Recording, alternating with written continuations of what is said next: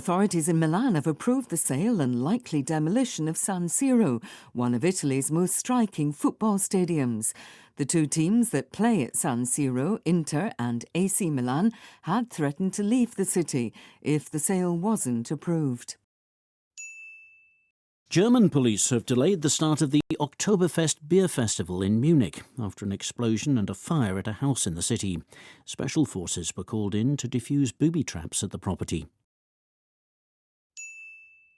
South Korea's president has apologised for the suffering caused by his country's historical programme of international adoption. More than 170,000 children were sent abroad between the 1950s and the 1990s, mainly to Western countries. Japan looks set to get its first woman prime minister after the governing Liberal Democratic Party chose Sonare Takaichi as its third leader in 5 years. The 64-year-old is now likely to be confirmed as prime minister by Parliament. France's third prime minister in a year has resigned amid continuing political turmoil caused by inconclusive snap elections. Sébastien Lecornu had faced mounting criticism and the threat of a vote of no confidence in the National Assembly. He was appointed by President Macron only 3 weeks ago. Police in London say they've dismantled an international gang that smuggled 40,000 stolen mobile phones to China.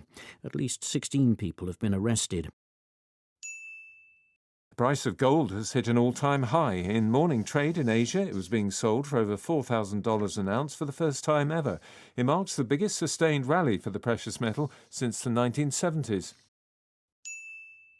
Israel's cabinet is due to meet to decide whether to approve a landmark agreement involving a ceasefire in Gaza. The deal, which was first announced by Donald Trump, includes the release of the remaining Israeli hostages in exchange for the freeing of around 2,000 so far unnamed Palestinian prisoners. The European Union is introducing a new digital system that tracks when non-EU nationals enter and leave the bloc. It's aimed at thwarting illegal immigration.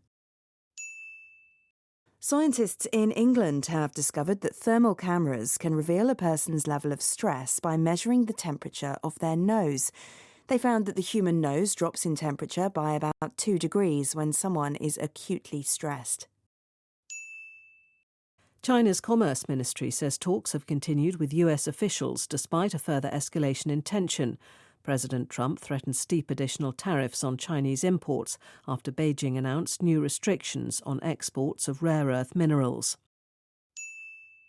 South Korea says that more than 1,000 of its nationals are working in online scam centres in Cambodia. It comes after the United States seized $15 billion worth of cryptocurrency linked to the centres. Greece has passed a controversial bill allowing 13-hour workdays despite nationwide protests. The Conservative government says it creates a more effective and flexible labour market. Thieves have broken into one of the world's most famous museums, the Louvre in Paris, and stolen jewellery that the French Interior Minister described as priceless. Officials said several individuals had broken a window to gain entrance before making their getaway on motorbikes. Amazon's cloud computing service says it's fixed the underlying problem that's disrupted hundreds of websites and apps worldwide, including Snapchat, Duolingo and Roblox. Amazon says most services should now be working properly, but it will take time before they're all back up to speed. Members of Parliament in Japan have elected the country's first female Prime Minister. Sonare Takaichi, who heads the Liberal Democratic Party, is due to meet the Emperor before she'll form her government. Ms Takaichi is known as a staunch conservative. Cyber attack researchers say the recent hack of the car-making giant Jaguar Land Rover will be the most economically damaging cyber event in British history, costing more than $2.5 billion. The firm's production lines were taken offline for weeks. King Charles and Pope Leo have attended a prayer service in the Sistine Chapel. It's the first time the heads of the Catholic Church and the Church of England have joined in prayer since King Henry VIII broke away from Rome 500 years ago. Scientists say they may now understand why poor sleep and high blood pressure increase the risk of dementia. A study found that both factors can disrupt the brain's waste clearance system, which flushes out harmful proteins. China's foreign ministry says it's willing to provide assistance to the United States military after 2 American aircraft crashed into the South China Sea. A fighter plane and a helicopter went down on Sunday.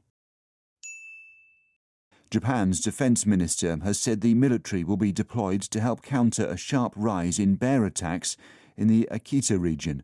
They'll offer logistical help to the local authorities as the defence forces are legally prohibited from shooting wild animals.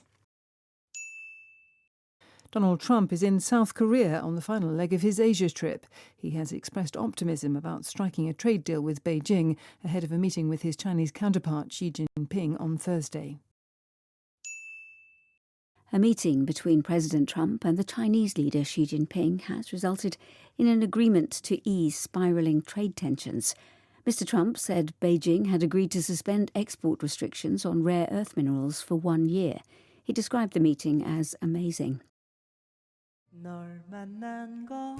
시청해 주셔서 감사합니다. 다음 시간에 뵙겠습니다.